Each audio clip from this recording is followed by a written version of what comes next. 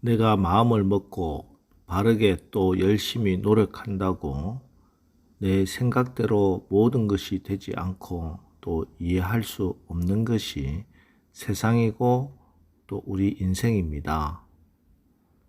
제가 아는 어느 집사님 가정에는 무남 동료 외동딸을 기르고 있는데 어릴 때부터 믿음 안에서 사랑과 정성을 다해서 그 딸을 길렀습니다. 유치원 때부터 영어 유치원을 보냈고, 그리고 좋다는 선생님, 좋다는 학원, 또 좋은 교재, 그래서 열심히 그 딸을 길렀습니다. 이 집사님 부부는 그렇게 바르게 열심히 투자를 그러면은 분명히 좋은 결과가 나올 것이다 생각했습니다. 자, 그런데 그만큼 그렇게 되지 않았습니다. 열심히 투자를 하고 가르쳤고 또 아이도 최선을 다해서 공부를 하고 노력을 했습니다. 그런데 원하는 만큼의 결과가 나오지 않아서 서로가 답답해하고 있었습니다. 그러다가 이 아이가 사춘기가 접어들게 되자 이번에는 반항하기 시작합니다. 그저 착하고 성실했던 딸이 부모에게 반항하고 대들고 이제는 학교에서조차 문제아가 되고 말았습니다. 날마다 교회 나와서 울면서 기도를 해도 변화가 없습니다. 그러던 어느 날 이 아이 친구로부터 지나가는 말로 얘는 만화를 아주 좋아한다 라는 말을 듣게 되지요. 그래서 딸에게 너 정말 만화를 좋아하니? 하고 물으니 자기는 만화를 그릴 때 가장 행복하고 기분이 좋아진다고. 그래서 그때부터 딸 아이에게 만화를 그리게 했더니 그 아이가 안정을 찾고 생활도 바르게 되었고, 그리고 만화에 탁월한 재능을 발휘하게 되었습니다. 그래서 지금은 만화가의 꿈을 가지고 열심히 달려가고 있는 중입니다. 그 집사님이 했던 말 중에 저에게 가장 가슴에 와닿았던 말이 아이는 내가 원하는 대로 되지 않더라 하는 것. 다른 사람이 다 그렇게 하는 대로 절대 되지 않더라 하는 것을 깨달았다는 말입니다. 그렇습니다. 이 세상도 신앙도 마찬가지입니다. 내가 생각하고 내가 아는 대로 그렇게 내가 노력하면은 다 되는 것이 아닙니다. 그래서 저는 주님이 해주셔야 합니다. 자격이 없어도 주님이 은혜를 베풀어 주셔야 합니다. 이것이 기도고 또 이것이 우리 믿음이고 또 복음입니다. 오늘 욥기 21장은 20장에서 소발이 주장했던 것에 대한 욥의 반론입니다. 2절, 너희는 내 말을 자세히 들으라. 이것이 너희의 위로가 될 것이니라. 제발 내 이야기 좀 들어주시오. 나를 위로해 주고 싶다면 그것은 내 말을 들어주는 것이다 라는 의미입니다. 욥의 친구들은 욥과 이야기하면서도 욥의 이야기는 듣지 않고 자기가 하고 싶은 이야기만 했던 것입니다. 그래서 욥은 내 말 좀 들으라. 나도 말하게 해주시오. 나를 좀 봐주시오 하면서 소발이 했던 말에 대해 차례차례 조목조목 변론합니다. 그 내용을 보면은 소발은 악인의 자랑이 잠시라며 악인은 일찍 죽는다라고 했는데 욥이 보니까 실제로는 악인이 일찍 죽기는커녕 자식 낳고도 잘 살고 자녀가 또 자녀를 낳아서 손자 손녀 자라는 것도 다 보고 가정에 아무 재난도 없이 평안해 보이기만 하고 하나님께서 매질을 하시는 일도 없는 그런 악인들도 있다 합니다. 그리고 마지막 때는 고통을 받겠지 하고 지켜보니 행복하게 살다가 아무런 고통 없이 죽음을 맞이하더라 하는 것입니다.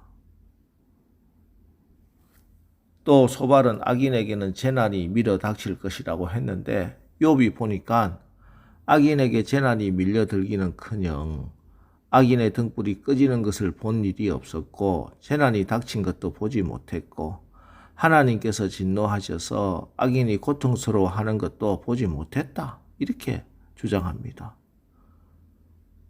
악인이 비참하게 죽기는커녕 죽어도 무덤지기가 있을 정도의 좋은 무덤에 매장되며 조문객이 끝도 없이 조문하며 골짜기에 있는 흙으로 그의 시신을 부드럽게 덮어주기까지 한다 합니다. 사실 우리 주변에는 악인이 형통하는 모습은 흔하게 볼 수 있습니다. 여기서 악하다는 것은 윤리 도덕적으로 악하게 사는 사람들 뿐만 아니라 성경의 관점에서 하나님을 믿지 않는 사람의 경우 다 포함합니다. 자, 그런데 이 악인들이 세상에 살면서 언제나 고통스러운 삶을 사는 것은 아닙니다. 이것은 오늘 욥만 경험하는 모순이 아니죠. 우리도 보는 모습이고, 그래서 시편 73편에 보면은 시편 기자도 동일한 경험과 갈등을 하게 됩니다. 시편 73편 1절로 3절, 하나님이 참으로 이스라엘 중 마음이 정결한 자에게 선을 행하시나 나는 거의 넘어질 뻔하였고 나의 걸음이 미끄러질 뻔하였으니 이는 내가 악인의 형통함을 보고 오만한 자를 질투하였음이로다. 악인의 형통함, 죽을 때도 고통이 없음, 재앙도 없음 등을 보고서 넘어질 뻔했고 미끄러질 뻔했다 하고 고백합니다. 사실 하나님이 살아계신데 어째서 저 악인이 형통하는가? 이런 영적인 고민과 갈등은 누구나 경험합니다. 그런데 이런 몸부림 가운데 하나님의 놀라운 지혜와 사랑을 우리가 깨닫게 되는 것이죠. 그래서 오늘 욥은 이런 고백을 합니다. 30절, 31절, 악인은 재난의 날을 위하여 남겨둔 바 되었고 진노의 날을 향하여 끌려가느니라. 누가 능히 그의 면전에서 그의 길을 알려주며 누가 그의 소행을 보응하랴. 악한 사람도 이 땅에서 악의 권세를 누리다가 이 땅에서 행복하게 보이는 삶을 살다가 마지막에 천수를 다하여 죽을지라도 반드시 그는 하나님의 심판대 앞에 서게 될 것이다. 그때 누구도 그를 위하여 변명해주고 변호해주지 않는다. 욥의 고백입니다. 서울 양화진에 가면은 외국인 선교사 묘지가 있습니다. 그들은 자기들 나라에서 얼마든지 행복한 인생을 살 수 있는데 그 꽃다운 젊은 나이에 열악한 조선에 왔습니다. 이 땅에 와서 꽃을 피워보지도 못하고 꿈을 펼쳐보지도 못하고 풍토병을 이겨내지 못하고 꽃다운 나이에 죽은 분들도 있습니다. 가장 가슴 아픈 묘원은 선교사들의 자녀들의 묘지입니다. 2살, 3개월 태어나자마자 그들은 이 땅에서 죽음을 맞이해야 했습니다. 하지만 그들의 죽음은 우리 인간들이 볼 때는 가슴 아프고 힘든 일이지만 그러나 그들은 하나님 나라에서 영원한 생명을 가지고 하나님 나라에서 즐겁고 영생을 누리고 있을 줄로 우리는 믿습니다. 그래서 그 믿음으로 선교사님들이 이 땅에 오셨고 또 바울은 환난은 인내를, 인내는 연단을, 연단은 소망을 이룬다고 고백할 수 있었던 것입니다. 어찌 시간과 공간의 제약을 받고 사는 사람이 그 이성을 가지고 하나님을 다 이해할 수 있겠습니까? 그렇기 때문에 우리가 기억해야 할 것은 오직 하나님은 선하시고 하나님의 지혜와 지식은 언제나 부유하시다 하는 사실입니다. 우리 인생 여정 가운데 무언가 캄캄한 구름이 앞을 가릴 때가 있습니다. 절망과 시련의 먹구름이 우리 앞을 막을 때도 있습니다. 그러나 거기서 낙심하지 마십시오.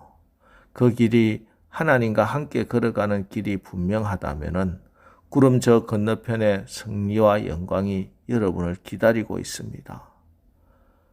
특별히 여러분이 선한 길을 가다가 잠시 겪는 어려움 때문에 낙심하지 마십시오. 바른 길을 걷다가 당하는 모함과 질투를 너무 의식하지 마십시오. 내게 능력 주시는 자 안에서 내가 모든 것을 할 수 있다. 우리는 연약한 존재가 아닙니다. 하나님의 손에 붙들려 가는 그 인생길에 하나님께서 여러분과 함께 동행해 주실 것입니다.